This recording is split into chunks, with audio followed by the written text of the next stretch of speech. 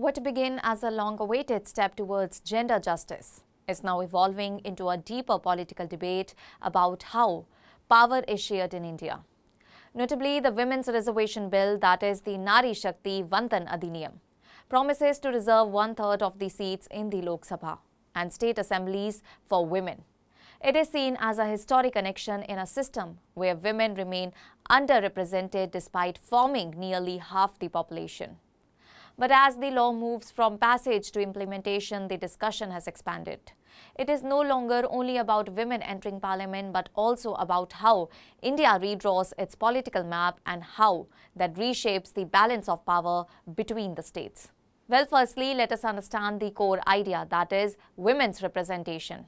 At its core, the bill is simple but transformative. It proposes 33% reservation for women in the Lok Sabha and the state legislatures, and rotation of reserved constituencies after delimitation. It inclusion of union territories and legislatures. India has already tested this model through the 73rd and 74th constitutional amendments, which reserved seats for women in panchayats and municipalities. And all these reforms improved representation and shifted governance priorities towards welfare, education, and health.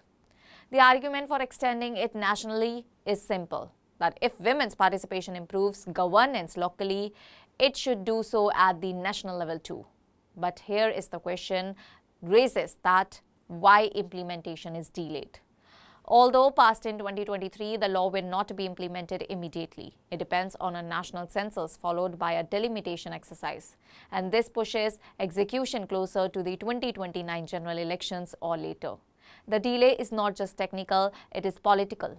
Delimitation decides how many seats each state gets, making it directly tied to political influence. Well, now let us shed light on the expansion of parliament, that is a structural shift. Alongside reservation, there is a proposal to expand the Lok Sabha from 543 to around 815 seats. And this aims to reflect population growth, implement women's reservation without cutting existing seats, and update an outdated parliamentary structure. Well, on paper, it looks inclusive.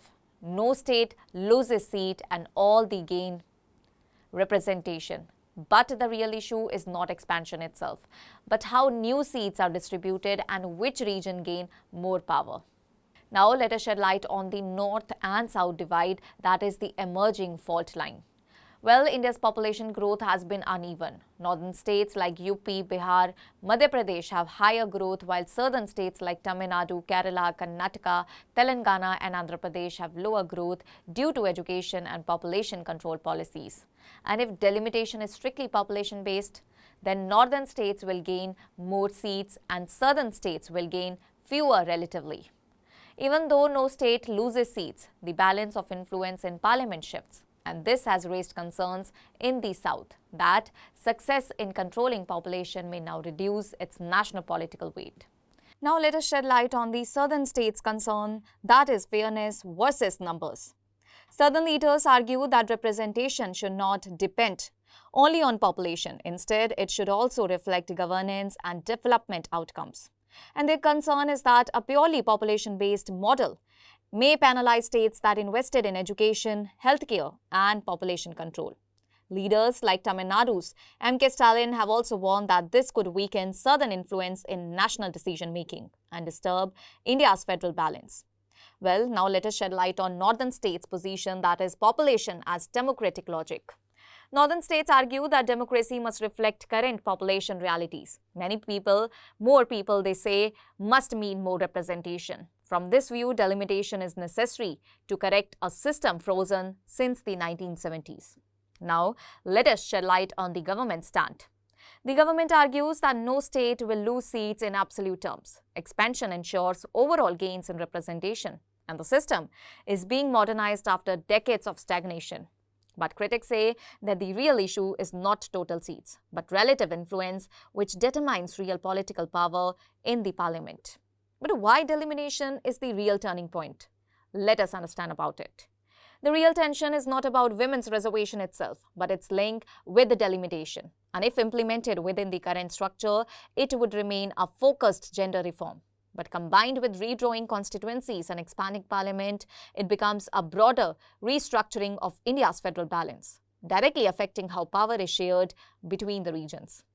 Well, the Women's Reservation Bill is a landmark step towards correcting gender imbalance in Indian democratic. But its implementation is now tied to a larger transformation, one that affects how India balances gender equality, population-based representation, and federal fairness. Ultimately, the challenge is not only about increasing women's representation in parliament, but about ensuring that in fixing one imbalance, India does not unintentionally create another in its federal structure. That's all for now. Stay tuned to the Savera for more updates. Do like, comment, and subscribe to the channel.